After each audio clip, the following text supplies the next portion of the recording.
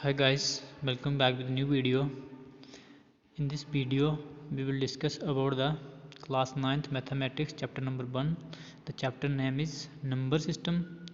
The new exercise is exercise 1.3, question number 1 and 2. Okay. In the first question we have write the following in decimal form and say what kind of decimal expansion each has.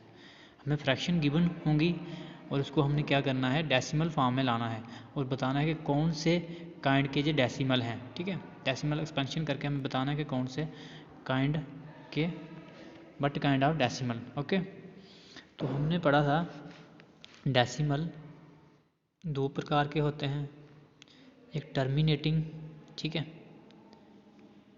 Terminating, एक non terminating. Non terminating, TERMINATING, terminating. Okay, terminating कौन से decimal होते हैं? ऐसे decimal जो exact किसी number के साथ डिवाइड करके हमें मिल जाएं. जैसे हमने 1/10 था, ठीक है, तो जब इसको हमने सॉल्व किया, डिवाइड किया, तो हमें मिलता है 0.1. ठीक है, तो ये हमारा हो जाता है टर्मिनेटिंग, एग्जैक्ट हमें मिल गया. नॉन टर्मिनेटिंग कौन से होते हैं?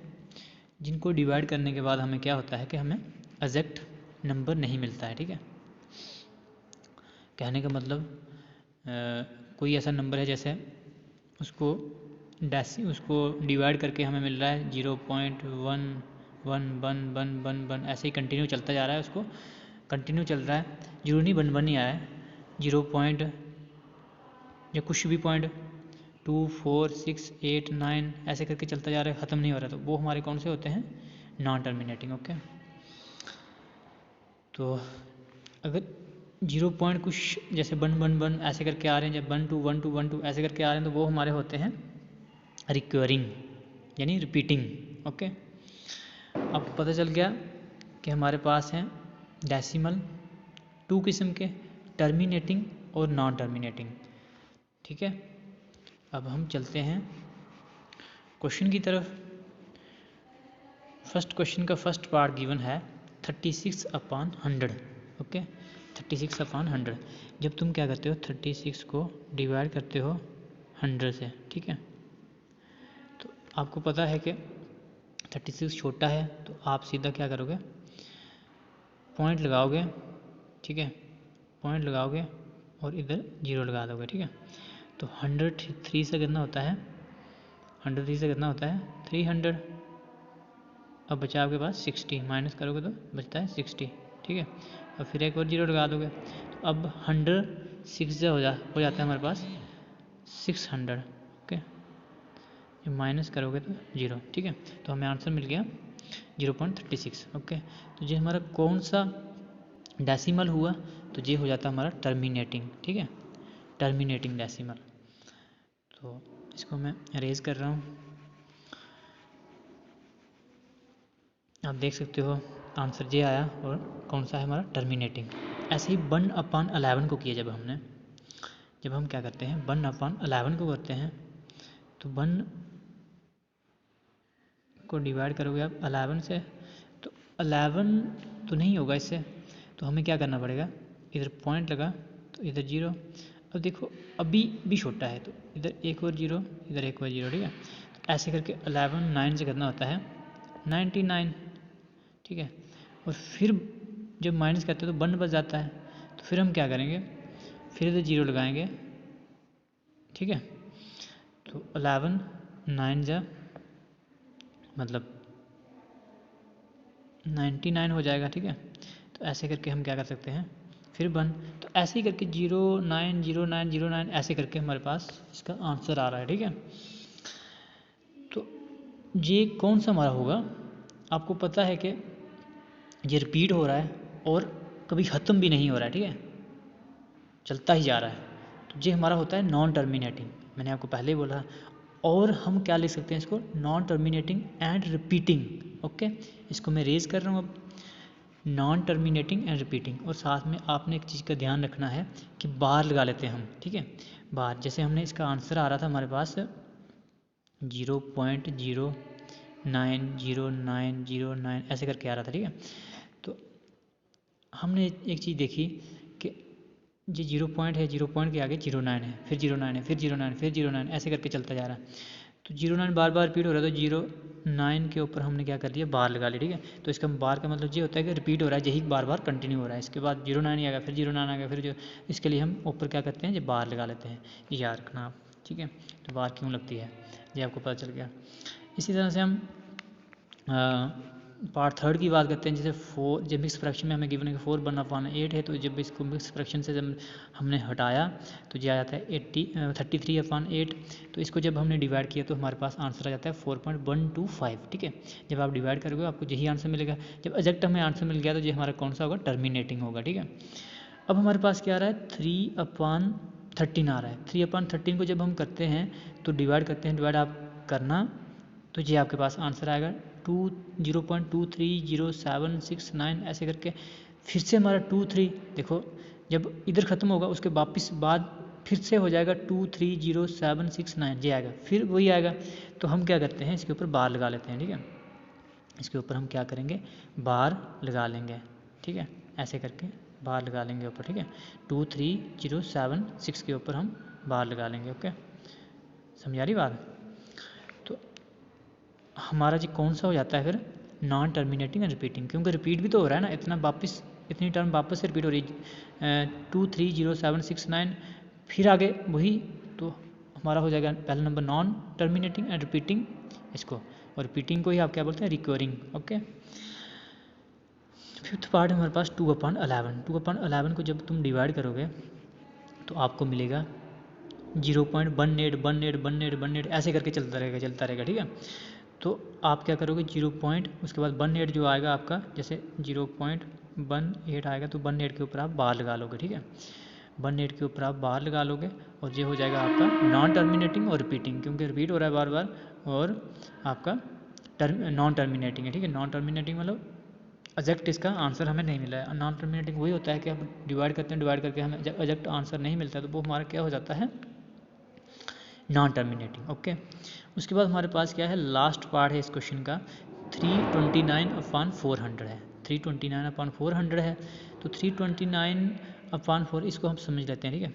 इसको आपको मैं समझा लेता हूँ। जैसे आपके पास है 329/400, ठीक है। अब आपने इसको क्या करना है, 329 को करना है आपने, जैसे 400 है ना, तो 4 × 100 कर सकते हो इसको, ठीक है। क्योंकि पहले हम 4 से करेंगे फिर 100, क्योंकि ये इजी हो जाता है ना। अब पहला नंबर आप क्या करो, 329 को आप करो 4 से डिवाइड करो, ठीक है। तो 4 कितने से 32 होता है, ठीक है। 4 8 से हो जाता है 32, ठीक है। माइनस बचा 0, ऊपर से 9, तो 4 2 ज़ा 8, माइनस करेंगे 1, तो हमें क्या मिलेगा, हमें पॉइंट लगाना पड़ेगा इधर। जब हम पॉइंट लगाएंगे तो इधर हमारा 1 बचा होगा, ठीक है। इधर हमारे पास जगह नहीं बच रही, तो हम इधर देखते हैं, इसे कर लेते हैं कि 1 बचा होगा, इधर पॉइंट लगा, इधर 0, फिर 4 2 ज़ा 8 हो जाता है, ठीक है।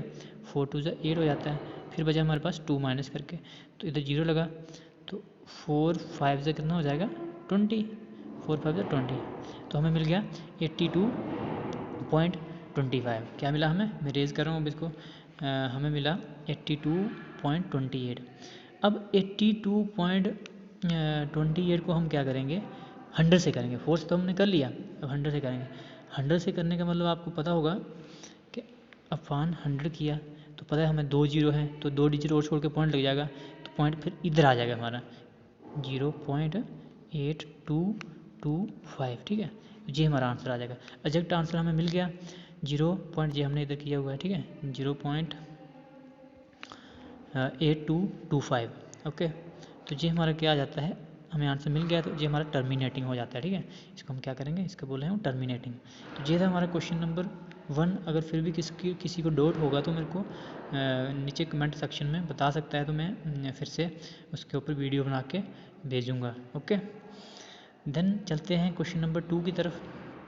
क्वेश्चन नंबर 2 में हमें गिवन है कि you know that 1/7 equal to 0.142827।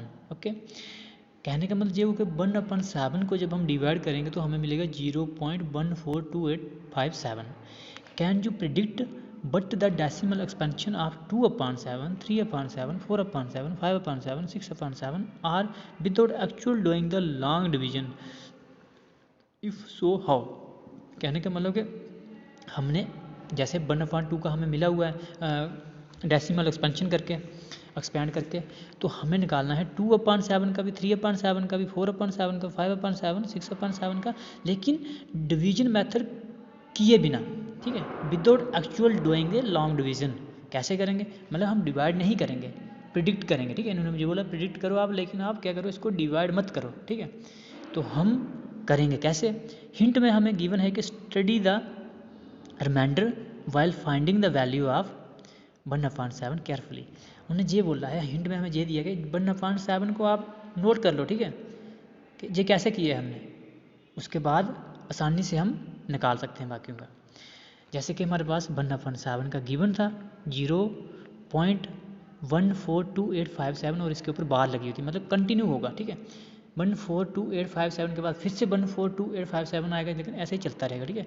1/, मतलब बहुत इजी है, मुश्किल नहीं है, घबराना नहीं कि ये पॉइंट के आगे इतने डिजिट आ रहे हैं, फिर उसके ऊपर बार आ रहा है, बार के बाद फिर वापस से वही रिपीट हो रहा होगा, तो मतलब इस चीज़ को घबराना नहीं, बस बहुत ही ईजी है, ठीक है। 1/7 को डिवाइड करने के बाद अगर हमें ये मिलता है तो 2/7 को क्या मिलेगा, तो हमने क्या किया, 2/7 को कर लिया 2 × 1/7। ओके, मतलब यही तो हुआ, 2 × 1 2/7, तो हमने 2 को थोड़ा अलग कर लिया और 1/7 को अलग कर लिया। क्यों किया, अब हम आपको बताते हैं, इसलिए किया क्योंकि 1/7 का हमें गिवन है ये, ठीक है। 1/7 का हमें गिवन है, तो उसके साथ हम इसको मल्टीप्लाई करेंगे 2 को, तो हमें आंसर मिल जाएगा। ऐसे ही हमने किया, देख सकते हो आप कि हमें 1/7 का गिवन था, तो हमने 2 × 1/7 की जगह कर लिया 0.142857। ओके, ऊपर बार लगा दी, ठीक है, बात ही पहले तो हमने लगा दी। अब हम 2 को इससे मल्टीप्लाई करेंगे। अब देखो, ध्यान से देखो कि 2 को मल्टीप्लाई किया, ये 2 है, ठीक है। 2 इस साइड से हम करेंगे, राइट हैंड साइड से, 2 7 जो होता है 14, तो 1 4 लगा, 1 कैरी चला गया, फिर 2 5 जा कितना होता है, 2 5 जा 10 और 1 11, तो 1 लग गया, 1 कैरी, फिर 2 8 जा कितना होता है, 2 8 जा होता है 16 और 16 और 1 17, ठीक है, तो 7 लग गया, 1 कैरी, फिर 2 2 जा 4 और 1 5। ओके, देन 4 2 जा 8, देन 2 1 जा 2, आगे पॉइंट, आगे 0, तो इसके ऊपर हमने लगा दी बार, तो हमें मिल गया आंसर 2 × 1/5 का जे, ठीक है। 2/7 का हमें आंसर मिल गया डेसिमल एक्सपेंशन करके, लेकिन without doing actual long division, ठीक है, वो हमने किया ही नहीं, फिर भी हमने आंसर निकाल लिया। ऐसे ही हमने करना है 3 के साथ, 3/7 को 3 × 1/7, फिर उसके बाद 3 × फिर वही 1/7 की जो वैल्यू थी उसको हमने मल्टीप्लाई किया 3 के साथ, जैसे 0.142857 को हमने 3 से मल्टीप्लाई किया, जब हम इसको मल्टीप्लाई करेंगे तो हमें आंसर मिलता है 0.428571 और बार लगा देंगे ऊपर, बिल्कुल ऐसे ही जैसे हमने 2/7 को किया था, ठीक है। उसके बाद है 4/7, तो 4/7 को भी बिल्कुल वैसे ही करेंगे, 4 × 1/7। ओके, तो फिर 4 × 1/7 की जगह जे वाली 0.142857, ठीक है, और साथ में ऊपर बार लगी हुई है। फिर हम 4 से मल्टीप्लाई करेंगे, 4 7 जा कितना होता है 28, 2 कैरी ले लेंगे, 4 5 जा 20 + 2 22, फिर 2 लग गया। उसके बाद फिर करेंगे हम 4 8 जा कितना होता है 32 आता है, और 2 34, तो 3 कैरी चला जाएगा। फिर उसके बाद 4 2 जा 8, 8 और 2 11, तो 1 लग गया, 1 कैरी, 4 जा कितना होता है 16 और 1 17, 7 लग गया, 1 कैरी, 4 1 जा 4 और 1 5, 0. जे आंसर आ गया 0.571428, और ऊपर बार लगा लो आप, कर लिया आपने 4/7 को भी। ऐसे ही आपने 5/7 को भी किया, 5 इंटू 1/7। ओके, तो 1/7 की जगह आपने 0.142857 लगा के फिर 5 से मल्टीप्लाई किया, ठीक है, तो आपको आंसर मिल जाता है 0.714285, ठीक है। तो ऊपर बार लगा देना आप वैसे ही। इसके बाद हम 6/7 को करेंगे। 6/7 को करेंगे तो आपको आंसर मिलेगा 6, पहला नंबर आप करोगे 6 इंटू 1/7, ठीक है, फिर 6 इंटू 1/7 की जगह 0.142857 बार लगा के, तो फिर आप 6 को मल्टीप्लाई करो ऐसे कि आपको मिलेगा 0.857142 और ऊपर बार लगा देना। और इसी तरह से हमने सबको कर लिया, 2/7 को भी कर लिया, 3/7 को भी कर लिया, 4/7 को भी कर लिया, 5/7 को भी कर लिया, 6/7 को भी कर लिया without doing actual long division method. Okay.